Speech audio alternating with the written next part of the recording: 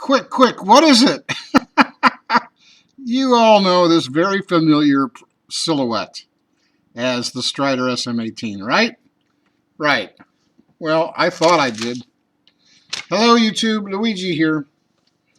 I'm watching. You've clicked on this, so you know what it is. This is the Buck Strider 889 SBMF in OD green. See the green? And the reason I'm holding it up here so you can see it is because in not all lights does it appear green. Clearly, it's green here. I'm watching a cutlery lover video, and he's opening a box, and he pulls out this knife, and he's just doing this thing, and I notice, wow, the Buck thing, and I go, what the heck is Buck's name doing on a Strider? So I started researching this, and I found out a lot more about it because I have always wanted the SM18, except it was always way beyond my price point. I couldn't capture one of these, and I was shocked to learn how expensive they really were. So I started researching this, and I'm going to tell you what I found out. This is the Buck Strider 889 SBMF in OD green. Now, there are a few of these in black. You can find them. The OD green, unless I'm delusional here, guys, I think that makes this on the rare side, if not on the exceedingly rare side. They stopped making these in, I believe, 2008. You can see the, I can get it in focus for you. There, the Strider logo and the Buck logo. You saw the Buck on this end. And you see the state of Idaho on this side. Okay. What do we have? This is made in the USA. This is a collaboration between Mick Strider and Buck that I was totally unaware of. Okay? We're going to sort of go through it. It's got, you remember this. I brought it back because one viewer said he really liked it. If I put 0 there, you can see we have a 3.5-inch blade and a 4.5-inch handle, which adds up to an 8 inches in open length.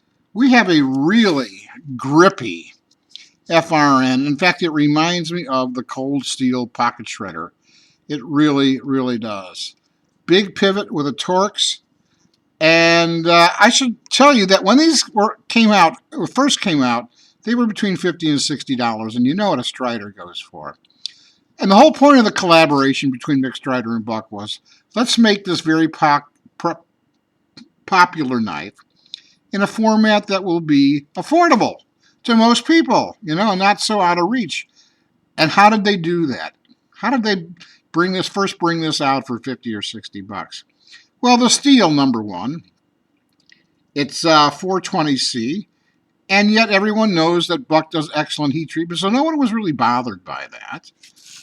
The frame is pillar construction, but it is riveted together. You cannot take this apart.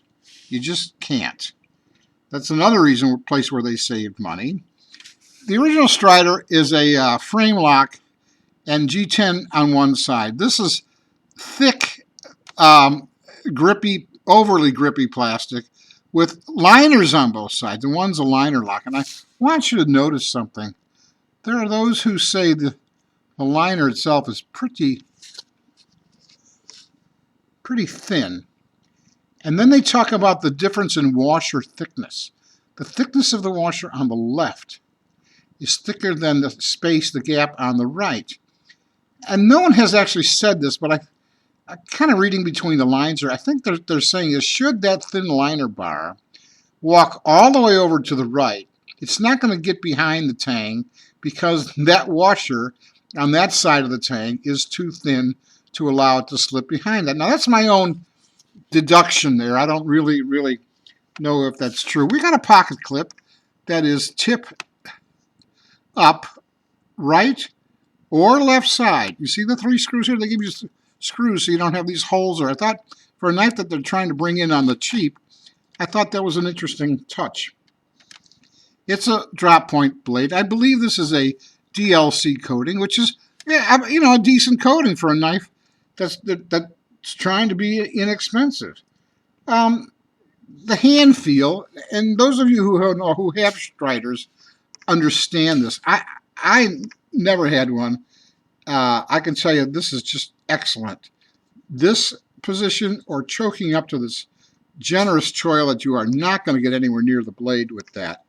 This is one of the reasons I always was dying to try this Strider, but I couldn't afford one. And here I found one that I could afford. Now, I'm going to admit this to you, and it's going to make some of you people mad, but I did not succumb. I was so curious about owning a real Strider that I was tempted to buy a Chinese clone, a deliberate knockoff, just as an introduction to it to see if I would like it. Well, that sounds like a post facto bullshit rationalization. The truth is the clones become permanent and you never use it as a stepping stone up to the real thing.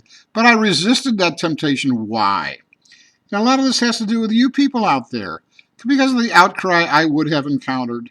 And I'm not looking for confrontation from you. And so, in that sense, your anticipated reaction kept me in check, and I didn't do it. I just didn't do it. What's the use category here? Well, folding tactical, obviously. It's got great grip. It's got reach. The speed is really good. I bought this on eBay, and like I say, there's plenty of black ones out there, but not this green one. And it was sort of sold as knife doesn't appear to have ever been used. The guy's not saying it's new, but he's saying it doesn't appear to have ever been used. Now, look at it yourself. I think that blade looks pretty. It's got its original mirror on it. I don't see any scuffing on the coating. So let's just, for argument's sake, say it is new, and say it is green, and say that puts us in a rare category, and maybe even collectible. Does that mean I'm going to use it? I mean, I have no safe coins. Is this something I'm going to use and scuff up when it might potentially be worth something? And I'm not into having safe coins. So I guess what I'm getting around to saying is if someone wants to buy this in the shape that you see it, it did not come with a box. And yeah, that disappointed me. It did not come with a box. I'd sell this for crazy money. I would sell this for $200. Just what you're looking at. The blacks they go for less, but this is green. And if someone out there, I'm not going to use it. I'll put it in the drawer. Unfortunately, it doesn't have a box. And, in about, I don't know how long I'm going to wait. If 6 months go by and no one's pursued this, I will use it. That's why I bought it. And it feels great. It feels great, but I'm just offering a potentially collectible knife to collectors out there. Okay, let's talk about this lanyard hole, because I think it's weirder than hell. It's got a lanyard hole. See it? But it doesn't go through to the side. Look at that. So what are you supposed to do? Loop your cord through there and just hope to God the blade doesn't chop it off? I mean, that's getting kind of close. I'm not fond of that, and it looks like the blade would indeed touch it if it went through there. That's just so bizarre. But if you stack this up against a Strider, it's like jimp for jimp, notch for notch. It's a dead clone of the silhouette. It's got the same thick blade, but the body on this is much thicker because of the liners and the scales, much thicker than the original Strider. All right, everybody. I don't believe I talked 10 minutes on this knife. God bless you. I love you all. Stay safe out there. If you're interested in this, I'd let it go for $200 in the shape that you see it. Give me a call.